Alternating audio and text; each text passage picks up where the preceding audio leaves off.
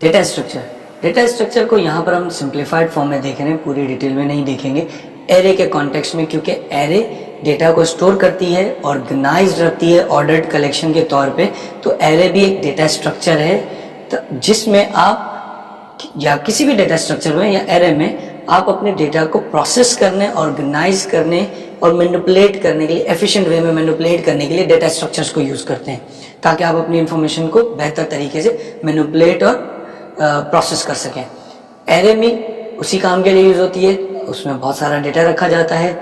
जावा script की array की खास बात यह है कि जावा स्क्रिप्ट की एरे को 3 डेटा स्ट्रक्चर के तौर पे यूज़ किया जा सकता है। अभी फ़िलहाल हम इन 3 को देख रहे हैं। रैंडम एक्सेस, यानी कि आप किसी भी पर्टिकुलर इंडेक्स पे जाकर डेटा को ऐड करें, किसी भी पर्टिकुलर इंडेक्स पे जाकर डेटा को एक्सेस करें। उसी एरे को आप यूज़ कर सकते हैं एज अ स्टैक। आप किसी भी इंफॉर्मेशन को स्टोर करने का तरीक़ेकार है जिसमें आप जो एलिमेंट सबसे आखिर में ऐड होता है वही एलिमेंट सबसे पहले रिटर्न होगा। यानी कि जब आप एरे में डेटा स्टोर करते चले जाएंगे और जब आप डेटा को एक्सेस करने की कोशिश करेंगे तो आप सिर्फ लास्ट एलिमेंट एक्सेस करेंगे। लास्ट एलिमेंट वो एरे में से आएगा और आपको रिटर्न कर देगा। जैसे कि मिसाल के तौर पे बुक्स हैं, आप बुक्स एक दूसरे के ऊपर रख दें तो वो एक स्टैक बन जाता है। तो जो सबसे पहले बुक रखी गई थी वो सबसे नीचे है, जो सबसे आखिर में बुक रखी गई वो सबसे ऊपर है। तो जब आपको बुक पिक करनी होगी तो आप टॉप वाली बुक पिक करेंगे, वो बुक रिमूव होगी, फिर उससे अगली बुक रिमूव होगी, फिर उससे अगली। तो एरे को आप स्टैक के तौर पे भी यूज़ कर सकते हैं। इसके अलावा फिर आप एरे को एज अ क्यू भी यूज़ कर सकते हैं। Same array as a queue भी यूज, डिफरेंट फंक्शंस के थ्रू आप एरे को डिफरेंट डेटा स्ट्रक्चर के तौर पे यूज़ कर सकते हैं। क्यू के तौर पे, यानी कि क्यू का मतलब क्या है कि जो डेटा पहले इन हुआ है वो डेटा पहले रिटर्न होगा।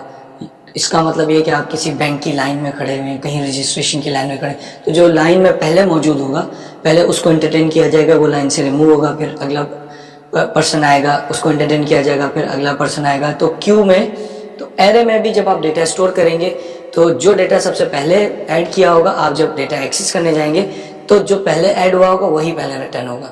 तो आप एरे को इन 3 डेटा स्ट्रक्चर के तौर पे यूज़ कर सकते हैं। नेस्टेड लूप एक लूप ही है जो कि लूप के अंदर एग्जीक्यूट हो रहा है। जिस तरीके से हमने इफ़ में देखा था, इफ़ की बॉडी है, उसके अंदर आप इफ़ को यूज़ कर सकते हैं, कोई भी एक्सप्रेशन लिख सकते हैं। इसी तरीके से फॉर लूप है, फॉर लूप में आप इफ़ लगा सकते हैं, वेरिएबल डिक्लेयर कर सकते हैं, कोई भी ऑपरेशन परफॉर्म कर सकते हैं, कोई एक्सप्रेशंस फॉर लूप में लगा सकते हैं, इफ़ भी लगा सकते हैं। तो फॉर लूप के अंदर एक और फॉर लूप भी लिखा जा सकता है।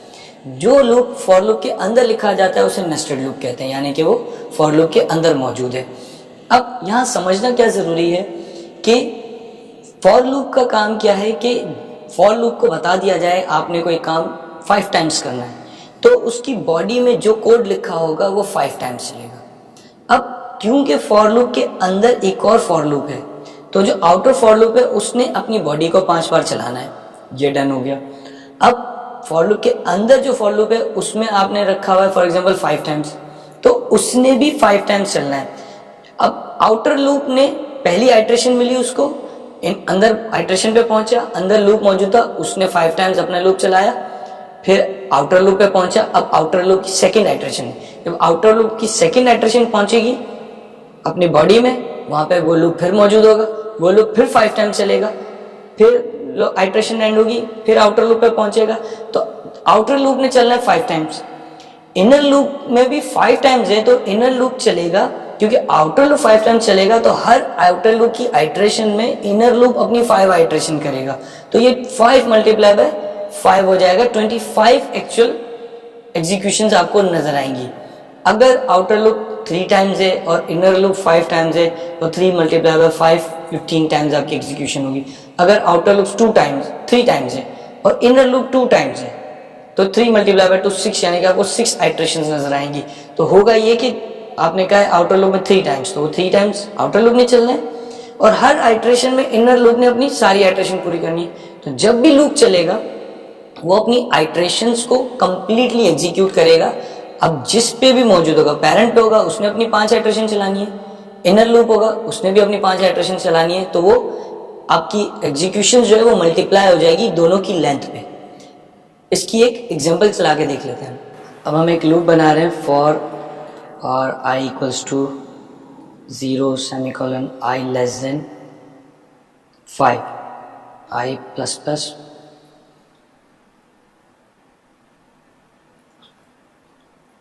नॉर्मली आप यहाँ पे कोई आउटपुट दे देंगे।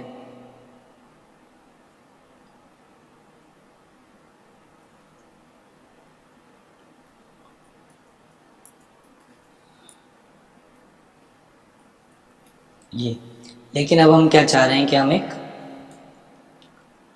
नेस्टेड लूप यूज करें for var J equals to 0 semicolon J less then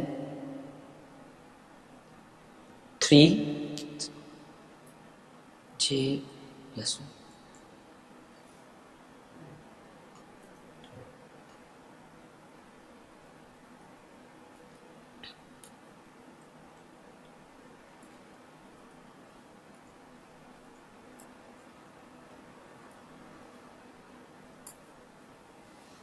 अब आपने लूप के अंदर एक और लूप ऐड किया है, उसके बाद आपने नेस्टेड लूप में वैल्यू प्रिंट कराई है, आउटर लूप में वैल्यू नहीं पड़ी प्रिंट करवाई। अब हम इसको पहले देख लेते हैं कि आउटपुट किस तरीके से एग्जीक्यूट होगा। हम इसको ट्राई रन करते हैं। सबसे पहले फॉर एग्जांपल यहाँ पे मौजूद है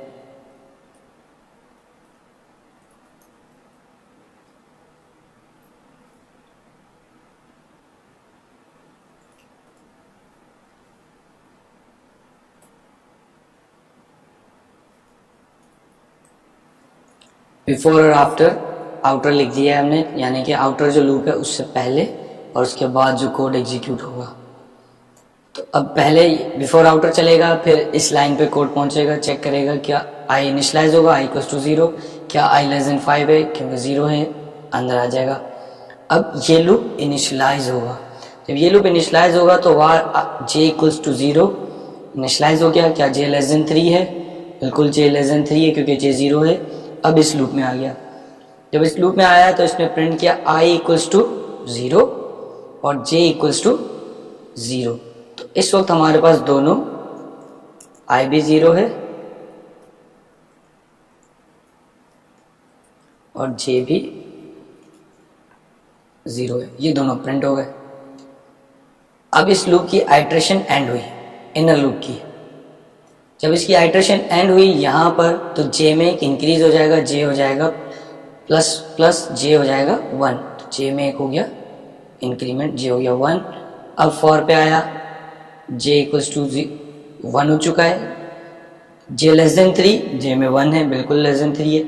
अब आई में क्या मौजूद है? आई में मौजूद है 0 और जे में क्या मौजूद है? 1।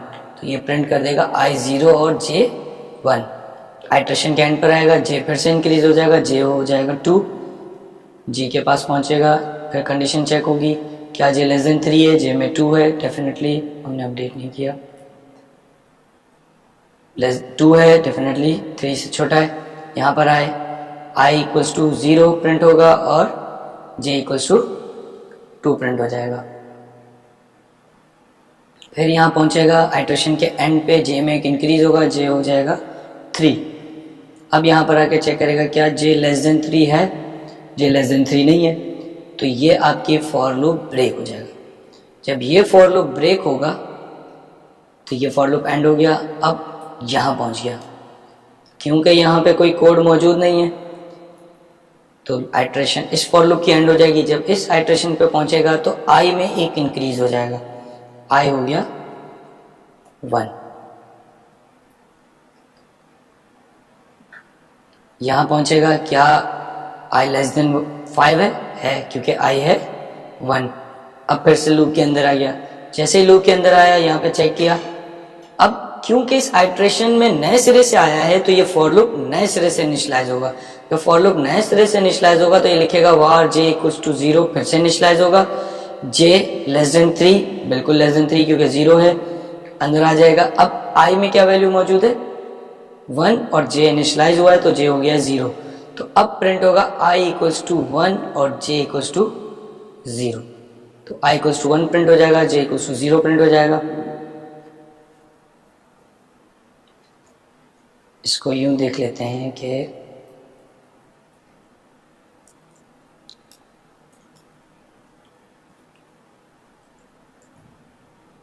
जे इक्वल्स टू 0 ये आइट्रेशन थी, ये पिछली आइट्रेशंस थी।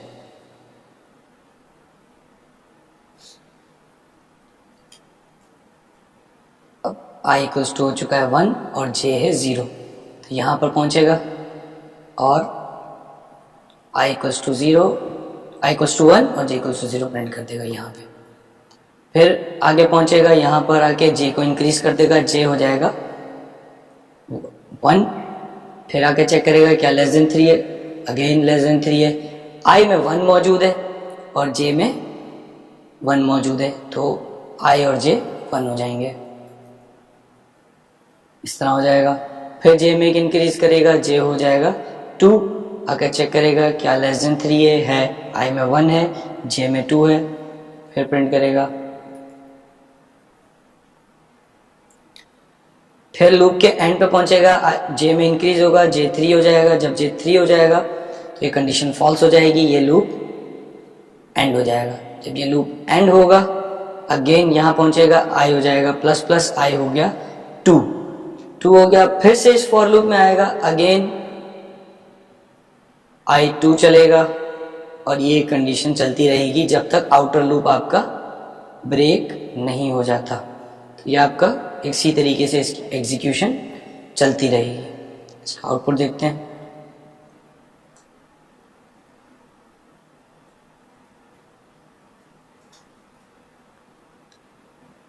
काफ़ी ज़्यादा डेटा है, इसमें चेंज करके कम कर देते हैं, 5 को कर देते हैं 3 और j को करते हैं 2 तक।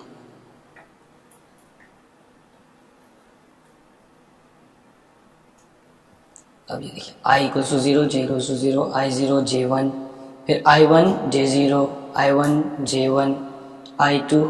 तो आउटर लूप चलना है 3 टाइम्स। जब तक आउटर लूप में चलना है, आउटर लूप में चलना है 0, 1 और 2 के लिए, यानी कि 3 टाइम्स आउटर लूप चलेगा।